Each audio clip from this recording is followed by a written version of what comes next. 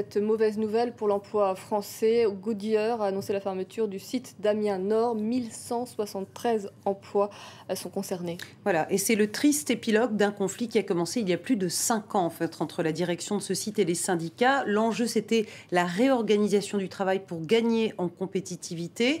Amiens Sud, donc un site juste en face de celui d'Amiens Nord, a dit d'accord pour cette réorganisation du travail. Amiens Nord donc a refusé, et donc la fermeture de ce site, en tout cas annoncée, elle n'est pas encore effective, résonne comme un avertissement pour toutes les entreprises dans lesquelles on négocie actuellement ces accords de flexibilité, notamment cette réorganisation et du travail et de la rémunération des employés en échange bien, du maintien de l'emploi. Alors ce soir, Arnaud Montebourg, le ministre français du redressement productif, appelle l'ensemble des acteurs à revenir à la table de négociation. Autrement dit, le match ne serait pas terminé. Les acteurs, ce sont bien sûr les syndicats, la direction, mais aussi l'éventuel possible repreneur qui est Titan. Il y a des négociations qui avaient été menées, qui n'ont pas abouti. Est-ce qu'elles vont recommencer maintenant? C'est à suivre. Toujours en France, les fonctionnaires étaient dans les rues aujourd'hui. Ils manifestent, ces fonctionnaires, pour la première fois depuis l'arrivée au pouvoir de François Hollande, un président de gauche donc, et ils défilaient pour la défense de leur salaire, de leurs conditions de travail et contre la suppression des postes dans la fonction publique. La CGT fait savoir que leur pouvoir d'achat a baissé de presque 13% ces 10 dernières années.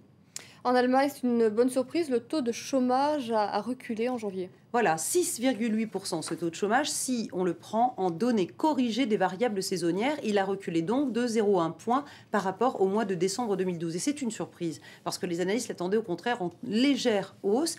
Donc en janvier, en données corrigées des variables saisonnières, l'Allemagne compte 3 millions, un petit peu moins de 3 millions de chômeurs. Elle n'a pas atteint ce cap. Pas de quoi soutenir la tendance sur les marchés qui ont terminé en baisse en Europe. Effectivement, Paris a lâché ce soir 0,87%, moins 0,73% à Londres. Francfort a reculé de 0,45%, et c'est la même tendance de l'autre côté de l'Atlantique avec un Dow Jones qui perd 0,33%, un Nasdaq stable à moins 0,01%, S&P 500 moins 0,25%. Aux États-Unis, on a vu au contraire les inscriptions hebdomadaires du chômage repartir à la hausse. C'est une des raisons de la tendance. Et du côté des entreprises, LVMH a publié ses résultats pour 2012 en hausse mais sans excès. Voilà, le géant français du luxe subit lui aussi un certain tassement de l'activité économique en Chine, la crise évidemment en zone euro, même si on continue à consommer du luxe sur le marché nord-américain. Alors concrètement, les ventes ont augmenté, plus 19% en 2012, avec un résultat de 28 milliards 100 millions d'euros pour LVMH.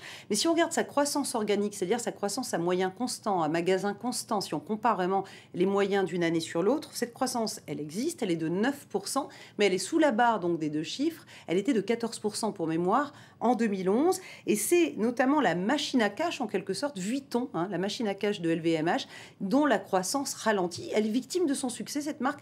Trop de femmes auraient des sacs Vuitton, et finalement, celles qui veulent se distinguer, changent d'habitude. Voilà. Pour ce qui est, en tout cas, de l'année 2013, Bernard Arnault se veut tout à fait rassurant. Il pense que la croissance de l'entreprise va continuer.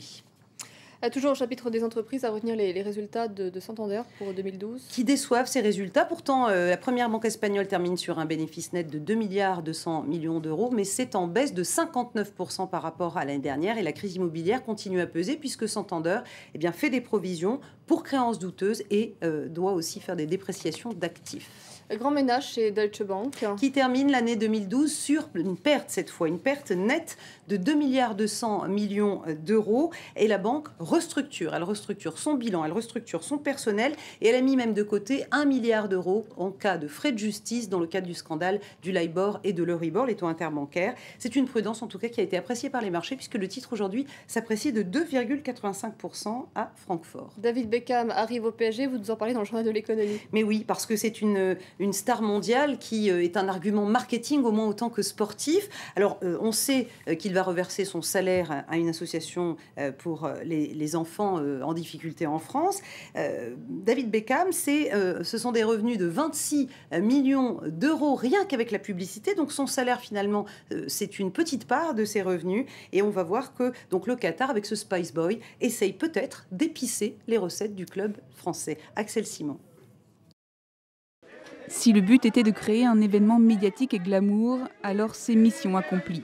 Après les signatures de Thiago Silva et Ibrahimovic l'été dernier, l'arrivée de David Beckham au PSG fait entrer le club parisien dans une autre dimension. Dans tous les clubs au sein desquels j'ai évolué, j'ai eu beaucoup de succès. Son propriétaire qatari Nasser El Khelaifi en attend aussi beaucoup de répercussions en termes d'image de marque, de sponsors et donc de revenus financiers pour le club. La saison dernière, le Real Madrid était à la première place sur le podium avec plus d'1 demi-milliard d'euros de rentrées financières. Avec Beckham, le PSG a tiré le bon numéro en termes de marketing, pas de coût de transfert et à la clé une véritable icône publicitaire planétaire, posant pour Adidas, Gillette, Pepsi ou Burberry. Il fait partie de notre rêve, celui d'intégrer l'un des plus grands clubs européens. Les nouveaux propriétaires qataris ont dépensé près de 230 millions d'euros sur les 18 derniers mois. Beckham sera aussi l'ambassadeur idéal pour commercialiser les droits du championnat de France à l'étranger. Sa présence permettra d'attirer notamment les marchés asiatiques. Je ne percevrai aucun salaire. Nous avons décidé que mon salaire sera reversé à une association d'aide à l'enfance, ici à Paris. Cela représente entre 600 et 800 000 euros par mois, une somme dont il devrait se passer facilement. Il aurait gagné 40 millions d'euros sur la seule année 2012, selon le magazine Forbes. C'est tout pour le journal de l'économie. Merci beaucoup, Myriam. Ce qui concentre l'attention dans l'actualité.